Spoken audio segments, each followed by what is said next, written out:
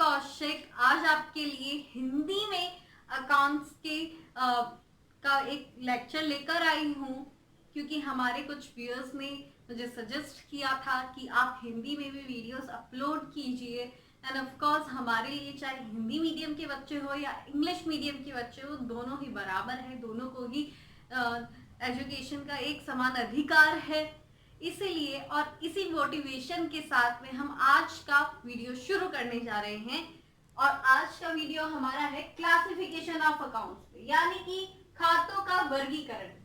पारंपरिक तौर पे अगर देखा जाए तो खाते तीन तरह के होते हैं। उनमें से पहला होता है हमारा पर्सनल अकाउंट, यानी कि व्यक्तिगत खाता। दूसरा है हमारा वास्तविक खाता, यानी कि रियल अकाउंट। और तीसरा है हमारा अवास्तविक या नाम मात्र खाता भी आप इसे बोल सकते हैं, यानी कि नॉमिनल अकाउंट। बट हम अभी अकाउंट्स को दो तरह से पढ़ने जा रहे हैं। उनमें से पहला है पर्सनल अकाउंट, यानी कि व्यक्तिगत खाता, और दूसरा है इम्पर्सनल, यानी कि अव्यक्तिगत खाता। जब मैंने यहाँ पे शब्द यूज किया व्यक्तिगत खाता, तो व्यक्तिगत खाते से दोस्तों मेरा मतलब ये है कि ऐसे खाते जो किसी व्यक्ति, किसी कंपनी, किसी फर्म या किसी संस्था को प्रतिनिधित्व करे, वैसे खाते हम व्यक्तिगत खाते बोलते हैं। व्यक्तिगत खाते तीन प्रकार के होते हैं। पहला उनमें है प्राकृतिक व्यक्तिगत खाता, यानी कि नेचुरल पर्सनल अकाउंट। प्राकृतिक जब मैंने शब्द यूज किया तो आपको समझ में आएगा ऐसे खाते जिसमें हम एक व्यक्ति का नाम ले, जैसे कि राम अकाउंट, श्याम अकाउंट, या फिर गोविंद, या ऐसी किसी भी व्यक्ति का जब नाम आता है तो वह एक व्यक्तिगत खाता बन जाता है। दूसरा हमारा है आर्टिफिशियल पर्सनल अकाउंट, यानी कि कृत्रिम व्यक्तिगत खाता। ये वह व्यक्तिगत खाते होते हैं जिसमें कृत्रिम रूप से हम किसी कंपनी, फर्म या किसी संस्था को एक व्यक्ति के रूप में मानते हैं, जैसा कि हमारा लॉ हमें कहता है। जैसे कि हमारा कोई बैंक अकाउंट हो गया है, बैंक अकाउंट हुआ, या फिर किसी फर्म का नाम हो गया है, राम एंड ट्रेडर्स अकाउंट हो गया है, या फिर और भी किसी संस्था का नाम हो गया है, जैसे कि कोई भी रेलवे कॉर्पोरेशन या ऐसा कोई भी संस्था का नाम हुआ। ये सभी कृत्रिम व्यक्तिगत खाते कहलाते हैं। अब हमारी बारी आई प्रतिनिधित्व खाते। प्रतिनिधित्व खाते दोस्तों कौन से होते हैं? ये वह खाते होते हैं जो किसी व्यक्ति का प्रतिनिधित्व करे, जैसे कि हमारा पूंजी खाता, यानी कि कैपिटल अकाउंट। ये हमें हमारे बिजनेस का ओनर, यानी कि जो बिजनेस का मालिक है, उसका प्रतिनिधित्व करता है, इसलिए ये है प्रतिनिधित्व खाता होता है। या फिर अदत्त वेतन खाता, अदत्त मजदूरी खाता, यानी कि सैलरी और वेजेस आउटस्टैंडिंग अकाउंट। यहाँ हम इस अकाउंट को प्रतिनिधित्व खाता इसीलिए मानते हैं क्योंकि जब हम किसी का बकाया वेतन या मजदूरी बकाया छोड़ देते हैं, तो ऐसे केस में दोस्तों हम उसे एक प्रतिनिधित्व खाता मानते हैं। क्योंकि हम जब भी वेतन या मजदूरी बकाया छोड़ते हैं तो हम ज्यादातर किसी एकाध मजदूर या किसी एकाध हम अधिकारी की वेतन बकाया छोड़ते हैं, तो ऐसे केस में हम एक प्रतिनिधित्व खाता मानते हैं उसे। ये हमारा ना तो खर्चा होता है, मगर हाँ आगे भविष्य में आने वाला खर्चा भी होता है एक तरह से।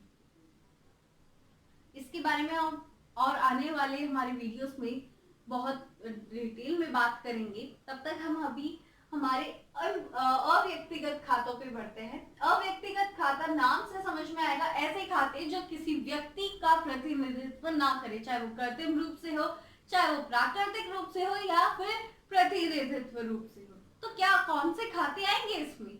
इसमें दोस्तों दो तरह के खाते आएंगे, यानी कि वास्तविक खाता या फिर नाम मात्र खाता। वास्तविक खाता कौन से खाते होते हैं दोस्तों? जो किसी हमारी बिजनेस की असेट्स को शो करे, यानी कि बिजनेस की कोई प्रॉपर्टी हो गई है, जैसे कि रोकड़,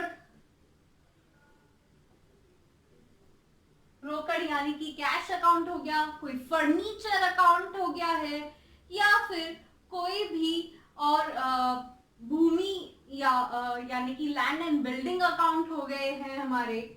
ये सब खाते हमारे दोस्तों वास्तविक खाते कहलाते हैं। वास्तविक खाते भी मूल तौर पर दो तरह के होते हैं। उसमें से पहला है हमारा मूर्तमान खाते यानी कि टैंजिबल रियल अकाउंट। ये ऐसे खाते होते हैं जिसे हम देख सकते हैं, छू सकते हैं, उसे महसूस कर सकते हैं। इस तरह के खाते हमारे मूर्तमान खाते होते हैं। जैसे कि मैंने आपको बताया, रोकड़ हो गया, फर्नीचर हो गया, लैंड हो गया है, बिल्डिंग हो गई है। इस तरह के खाते हमारे टेंजिबल यानी कि मूर्तमान खाते होते हैं। दूसरा हमारा आया इनटेंजिबल अकाउंट यानी कि अमूर्तमान खाते। ये अमूर्तमान खाते कैसे होंगे दोस्तों? ये वह खाते होंगे जिन्हें ना तो हम छू सकते हैं, ना देख सकते हैं, मगर फिर भी ये हमारी कंपनी की असेट होते हैं, हमारी एक बिजनेस की प्रॉपर्टी होते हैं। जैसे कि गुडविल अकाउंट,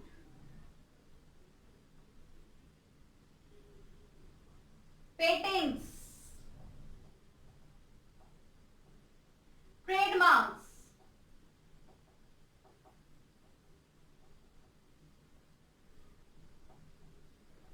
ये सभी खाते दोस्तों अमूर्तमान खाते होते हैं यानी कि इनटेंजिबल अकाउंट्स होते हैं। अब हमारी बारी आती है नाम मात्र खाते या अवास्तविक खाते या फिर हम बोले नॉमिनल अकाउंट की। ये वह खाते होते हैं जिनमें हम हमारे बिजनेस की जितनी भी खर्चे होते हैं या जितनी भी कमाई होती है उन सब का रिकॉर्ड करते हैं।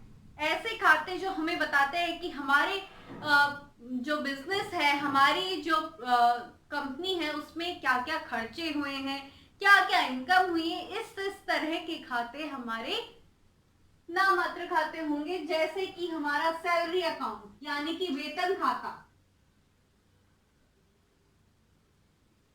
या फिर वेतन खाता,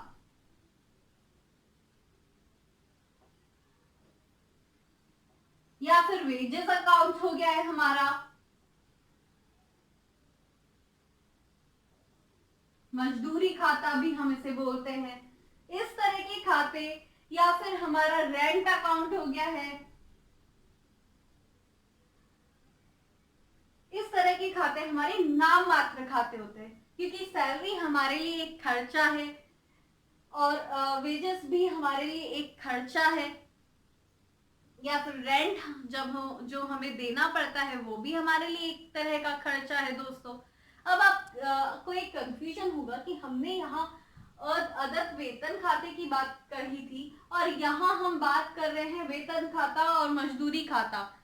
जी हाँ दोस्तों, दोनों में बहुत फर्क है। जैसे कि मैंने आपको बताया कि अदत्त वेतन खाता और अदत्त मजदूरी खाता ये हम उस केस में करते हैं जब हमने कोई चीज बकाया छोड़ी हो या फिर हमने कोई चीज पहले से पे कर रखी हो, हमने कोई भी खर्चे आगे फ्यूचर के लिए हमने पहले ही पे कर दिए, पहले ही उनको पेमेंट कर दिया है। ऐसे खाते हमारे लिए रिप्रेजेंटेटिव यानी कि प्रतिनिधित्व खाते होते हैं। मगर जिनका हम पेमेंट अभी कर रहे हैं या करना ही है वह हमारे सैलरी यानी वेतन, वेजेस, इस तरह के खाते जो एक्सपेंस है, हमारे लिए खर्चे हैं जो हर साल होते ही हैं, इस तरह के खाते हमारे नाम मात्र खाते होते हैं यानी कि नॉमिनल अकाउंट्स होते हैं।